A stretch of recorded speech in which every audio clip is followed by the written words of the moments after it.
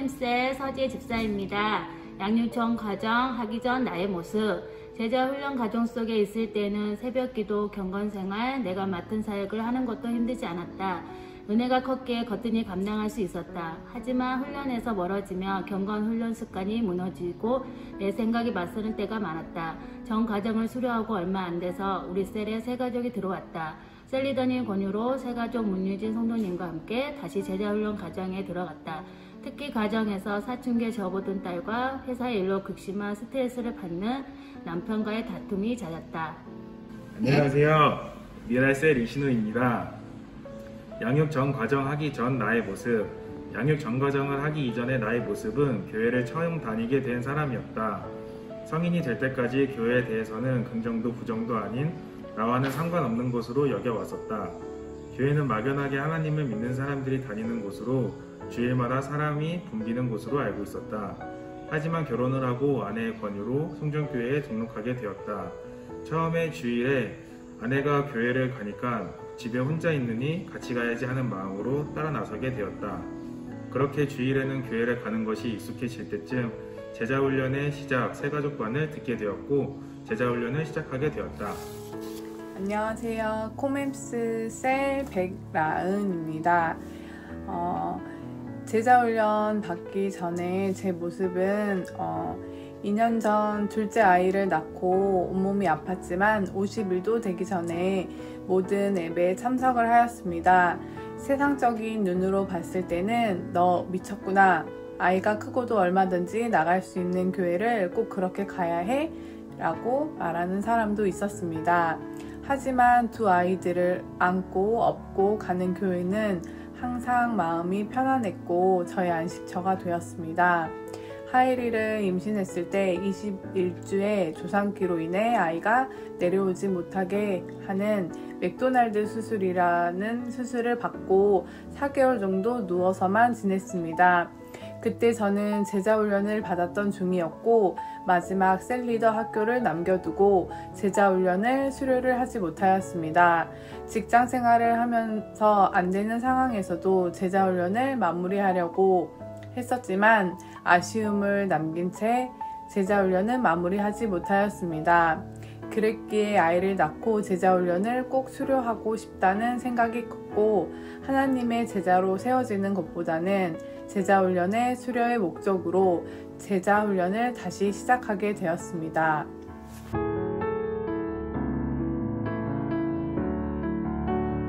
양육 전 과정이 나에게 준 유익. 셀리더 과정 오기까지 많은 고비도 있었지만 새가족과 함께하니 코로나 중에도 잘 이겨낼 수 있었던 것 같다.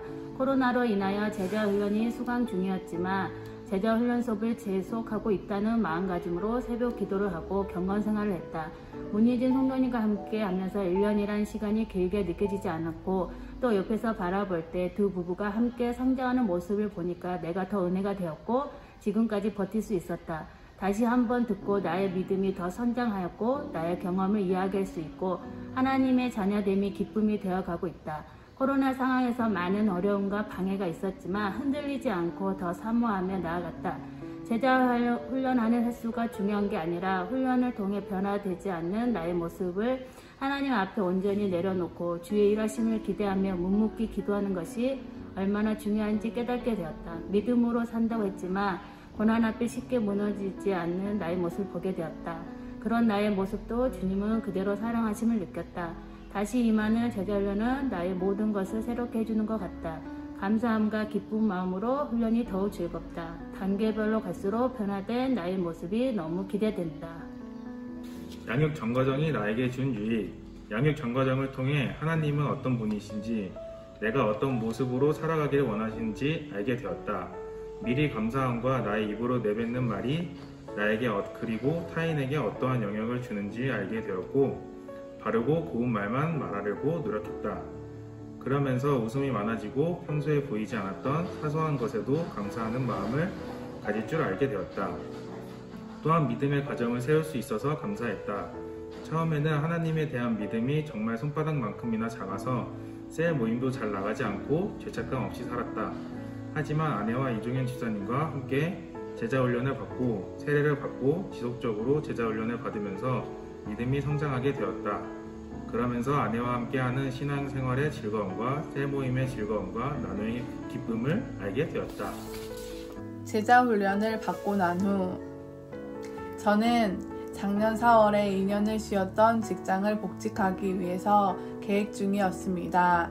아이가 둘이기는 했지만 어머니, 아버님께서 아이들 케어를 도와주셨고 직업 특성상 일반 회사원보다는 빨리 끝나는 신랑의 도움을 받아 당연히 복직을 해야 한다고 생각했습니다. 회사에서 인정받았던 직원이었고 금전적으로도 여유로웠고 회사를 통해 또 다른 사업을 계획했었고 편입을 해서 공부를 더 하고 강의도 하고 싶었습니다. 하지만 그 시점에 당연히 끝나야 했던 제자훈련이 끝나지 않았고 코로나라는 신종 전염병이 찾아왔습니다. 2년 쉬는 동안 알뜰살뜰 아이들을 육아했고 제자훈련도 받으면서 신앙생활도 제대로 하고 있던 저에게 코로나라는 전염병이 저의 복직을 다시 한번 생각하게 하였습니다. 15년 동안 다녔던 직장과 꿈, 손만 뻗으면 제가 이룰 수 있는 꿈을 이룰 수 있었지만 저는 신랑과 많은 대화도 나누고 여러 가지 상황을 고려하여 퇴사를 결정하였습니다. 그리고 방향을 틀어 집과 가까운 거리에 조그만한 제 사업장을 오픈하게 되었습니다. 사실 결정을 내리는데 정말 많은 고민과 걱정이 되었지만 이유는 두 가지. 신앙생활을 제대로 하고 싶었고 가족들만 생각했습니다. 오픈을 준비하면서 가장 좋은 때에 가장 좋은 곳으로 준비 중에 만난 분들을 하나님께서 다 예비해 주시는 것 같았습니다. 주일에는 가게 문을 닫았고 제자훈련하는 수요일 오전 반나절은 오픈을 안 했고 수요 예배, 목요일 셀 모임, 금요 예배는 저녁 일찍 마감하였습니다. 세상적인 눈으로 봤을 때는 너 일은 하니? 가게 문을 일요일에 닫으면 어떡해? 돈 벌려고 그러는 거야? 라고 주변 사람들이 말했습니다. 하지만 지금도 그렇지만 저는 그 마음이 변함이 없습니다. 우선순위를 제가 잘 결정하고 그 마음이 변치 않으려고 부단히 노력합니다. 그리고 그 결과는 주일은 다 피해서 방문해 주시고 저의 시간에 맞춰 고객분들이 방문을 해 주십니다. 더불어 역북동에서 정말 많은 미용실이 있지만 고객분들이 만족해 주시면서 항상 예약이 일찍 마감이 되는 핫플레이스 미용실로 자리 잡고 있습니다.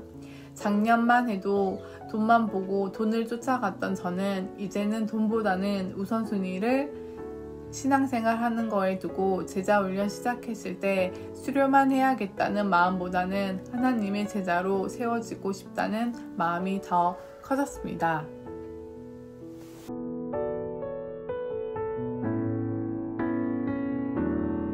양육청 가정 이혼 결단. 이제 경건훈련이 습관이 되어가고 있다. 내 생각이 앞설 수도 있을 테지만 하나님 말씀을 기억하며 기도로 무장하며 나아갈 것이다. 또한 지금 하고 있는 열린 모임에 집중하여 그분들의 마음에 복음이 들어가도록 계속 교제할 것이다.